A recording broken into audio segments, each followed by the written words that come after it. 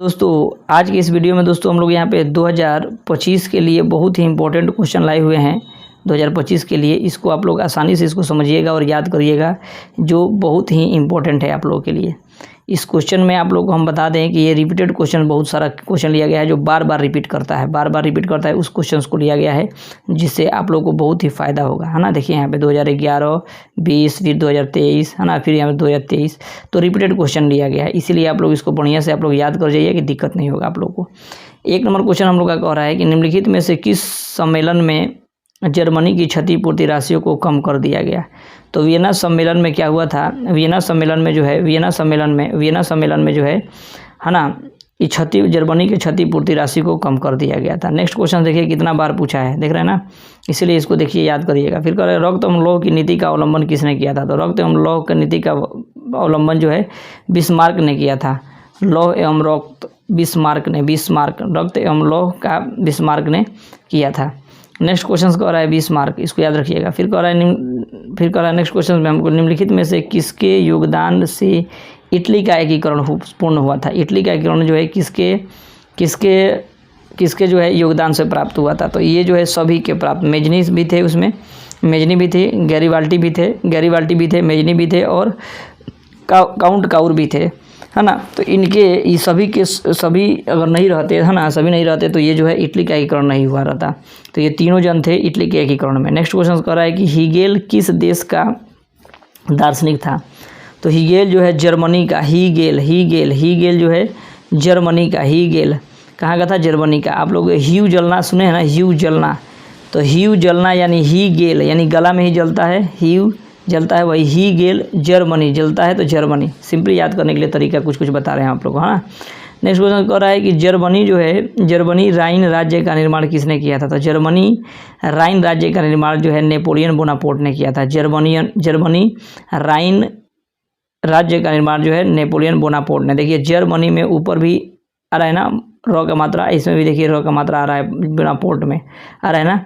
तो इसको सिंपली याद रखिएगा कि जर्मनी राइन का निर्माण जो है नेपोलियन बोनापार्ट ने किया था, नेपोलियन बोनापार्ट में किया था। हालांकि बिस्मार्क में भी आया है, लेकिन नाम इसको याद रखिएगा, नेपोलियन बोनापार्ट ने किया था, नेपोलियन बोनापार्ट। जर्मनी राइन का निर्माण नेपोलियन बोनापार्ट ने किया था। नेक्स्ट क्वेश्चन कह रहा है हम लोग का कि फ्रांसीसी क्रांति कब हुई थी। तो फ्रांसीसी क्रांति जो है कब हुई थी, तो ये जो होता है 1789 में हुआ था। फ्रांसीसी क्रांति 1789 में हुआ था, फ्रांसीसी क्रांति। फिर कह रहा है कि मेजनी का संबंध किस संगठन से था। तो मेजनी का संबंध जो है कार्बोनरी से था। मेजनी का संबंध जो है कार्बोनरी से था। मेजनी का संबंध किससे था, तो कार्बोनरी से था, मेजनी का संबंध कार्बोनरी। नेक्स्ट क्वेश्चन कह रहा है दोस्तों हम लोग का कि राष्ट्रीय आंदोलन का केंद्र जेना विश्वविद्यालय कहाँ स्थित है। तो राष्ट्रीय आंदोलन का केंद्र यानी जेना विश्वविद्यालय कहाँ स्थित है, तो ये जो है जर्मनी में स्थित है। कहाँ है, जर्मनी में स्थित है। राष्ट्रीय आंदोलन का केंद्र यानी जेना विश्वविद्यालय कहाँ स्थित है, तो जर्मनी, जेना विश्वविद्यालय जर्मनी। देखिए जेना जो से स्टार्ट है, कहाँ है, तो जर्मनी में है। सिंपली याद करिएगा, बढ़िया से याद हो जाएगा। नेक्स्ट क्वेश्चन कह रहा है, हम लोग का कह रहा है दोस्तों कि नेक्स्ट क्वेश्चन कोसूथ का संबंध किस देश से है। तो कोसूथ का संबंध हंगरी से है। कोसूथ का संबंध किससे है, तो हंगरी, कोसूथ यानी हंगरी से संबंधित है। नेक्स्ट कह रहा है हम लोग का कि वियना कांग्रेस का मुख्य उद्देश्य क्या था।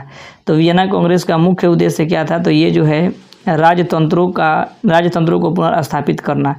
वियना कांग्रेस का मुख्य उद्देश्य क्या था, तो वियना कांग्रेस का मुख्य उद्देश्य राजतंत्रों को पुनः स्थापित करना।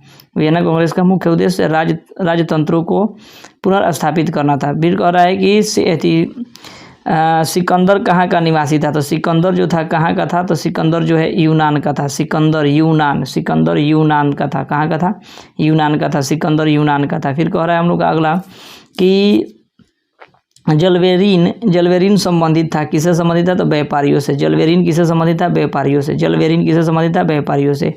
वियना सम्मेलन हुआ था, तो वियना सम्मेलन कब हुआ था, तो 1815 ईस्वी में वियना सम्मेलन हुआ था। 1815 ईस्वी में वियना सम्मेलन, 1815 में वियना सम्मेलन। और जलवेरिन संबंधित था, किससे था, तो जलवेरिन जो था व्यापारियों से संबंधित था, जलवेरिन व्यापारियों से संबंधित था। और वियना सम्मेलन कब हुआ था, तो 1815 ईस्वी में हुआ था, 1815 में वियना सम्मेलन हुआ था। उसके बाद कह रहा है कि काउंट काउर को विक्टर इमैनुअल ने किस पद पर नियुक्त किया था।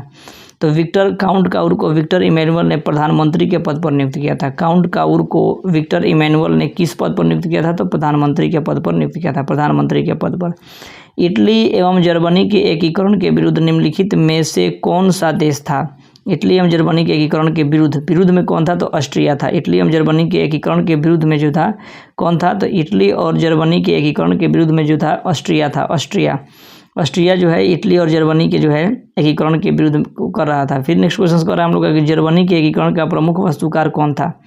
तो जर्मनी के एकीकरण का प्रमुख वस्तुकार जो था बिस्मार्क था। बिस्मार्क जर्मनी के एकीकरण, देखिए जर्मनी बिस्मार्क जो था वो क्या था? जर्मनी के एकीकरण में कौन सा वस्तुकार था? तो बिस्मार्क था। फिर नेक्स्ट क्वेश्चन कर रहा है हम लोग का, दोस्तों हम लोग का यहाँ पे कि इटली के एकीकरण में निम्नलिखित में कौन संबंधित नहीं है? जर्मनी के एकीकरण में कौन था? बिस्मार्क था। उसके बाद कह रहा है कि इटली के एकीकरण में निम्नलिखित में किसका संबंध नहीं है? तो किसका संबंध नहीं है? तो ये जो है बिस्मार्क का संबंध नहीं था, क्योंकि वो जर्मनी के एकीकरण में था, है ना। बिस्मार्क इसमें संबंधित नहीं है, जर्मनी के एकीकरण का प्रमुख वस्तुकार बिस्मार्क था।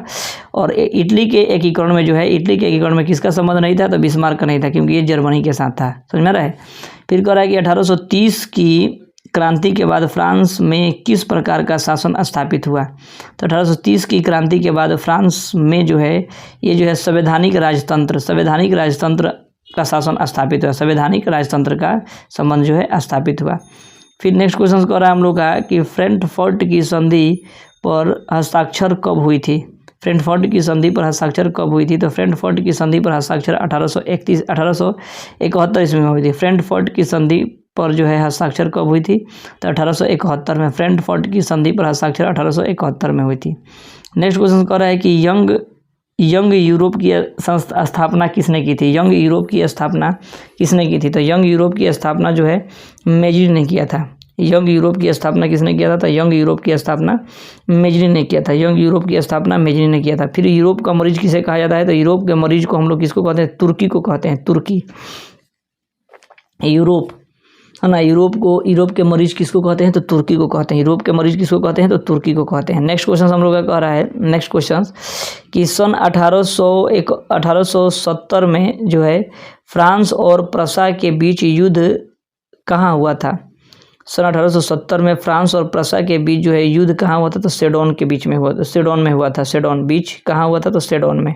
फ्रांस और प्रसा में युद्ध कहाँ हुआ था? तो सेडोन में हुआ था। फ्रांस और प्रसा, देखिए दोनों में, हालांकि 100 तो सब में आ रहा है, तो इसको याद कर लीजिएगा, है ना। फ्रांस और प्रसा में जो होता है सेडोन का युद्ध जो है सेडोन में हुआ था युद्ध।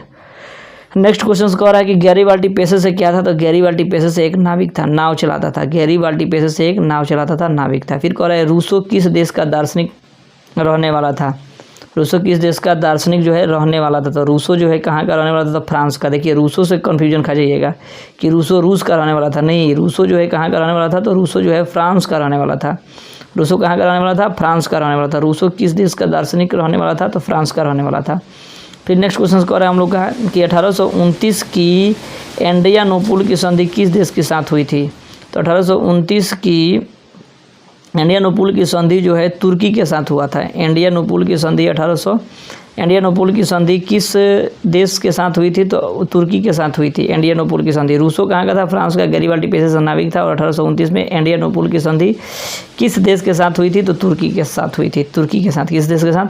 तुर्की के साथ हुई थी। फिर नेक्स्ट क्वेश्चन कर रहे हैं हम लोग का कि नेक्स्ट क्वेश्चन कि किस युद्ध के बाद जर्मनी का एकीकरण संभव हुआ था? तो सेडोन के युद्ध के बाद जो है जर्मनी का एकीकरण संभव हुआ था। और जर्मनी के एकीकरण में कौन था? तो बिस्मार्क था। और जर्मनी के एकीकरण में कौन था? तो बिस्मार्क था। सेडोन के युद्ध के बाद जर्मनी का एकीकरण संभव हुआ था। फिर नेक्स्ट क्वेश्चन कह रहा है दोस्तों कि सेडोन का युद्ध कब हुआ था? तो सेडोन का युद्ध जो है हम लोग का हुआ था 1870 ईस्वी में। 1870 में सेडोन का युद्ध हुआ था। फिर कह रहा है कि जर्मनी के एकीकरण कब पूर्ण हुआ था? तो जर्मनी का एकीकरण कब पूर्ण हुआ था? देखिए एक क्वेश्चन यहाँ पे हम लोग का छूट गया है कि मेटरनिख का पतन किस वर्ष हुआ था। तो मेटरनिख का युद्ध पतन जो है मई 1848 को हुआ था। मई 1848 को। जर्मनी का एकीकरण किस वर्ष पूर्ण हुआ। तो ये जो होता है 1 वर्ष बाद पूर्ण हुआ था। 1 वर्ष बाद यानी 1871 में। 1870 में उसका शुरू हुआ था और पूर्ण हुआ था 1871 में हुआ था। फिर कह रहा है वियना सम्मेलन कांग्रेस का अध्यक्ष कौन था। तो वियना सम्मेलन कांग्रेस का अध्यक्ष जो है मेटरनिख था। तो ये सब इंपॉर्टेंट क्वेश्चन लिया गया है दोस्तों। नेक्स्ट वीडियो में और क्वेश्चन, जो भी क्वेश्चन होगा इंपॉर्टेंट, उसको नेक्स्ट वीडियो में हम लोग देखेंगे। चलिए मिलते हैं नेक्स्ट वीडियो में, तब तक लिए जय हिंद दोस्तों।